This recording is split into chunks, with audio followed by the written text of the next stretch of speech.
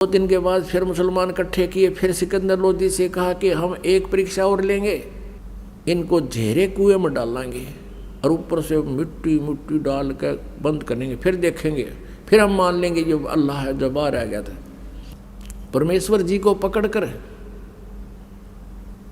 एक बहुत गहरे कुएं में डाल दिया जिसमें जल नहीं था, और वो इतना गहरा होता था, पहले 200 से 150 फुट पर जा करके जल निकलता था, और उसमें डाल दिया। और ऊपर तो कंकर झाड़ बोझड़े कांटेदार झाड़ियाँ, और ऊपर तो मिट्टी गोबर छोटी ईंट कति ठोक दिया फुल। और शेख तकी ने तो बस फिर पगड़ी घुमाई, कहा अपन की बात है। हाथ पैर मुंह धोकर शेख तकी पहुंचा, फिर वहाँ सिकंदर लोधी के दरबार में कहने लगे, सिकंदर लोधी हे राजन, अब कहाँ है वो तेरा अल्लाह? अब शेख तकी तो उधर लेकर गया था, थोड़ी देर पाछे कबीर जी आकर अपने कमरे में लौट गए, विराजमान थे।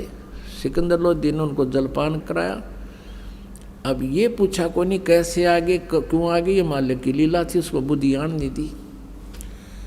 शेख तकी इसकी बात सुनकर कि उसको हम दाबे गड्ढे में कुएं में डाल दिया है, कहाँ है वो तेरा भगवान? सिकंदर लोधी कहने लगा, किसके विषय में बात कर रहे हो शेख तकी? कि वो तेरे गुरु के बारे में, कबीर के बारे में।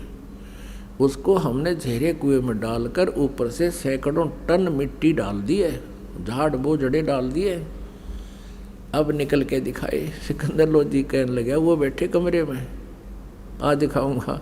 अब शेख तकी गया, देख कर नो कर लिया। और दुष्ट ने फिर भी नो नहीं मानी, रत राग जब भगवान आ रहे।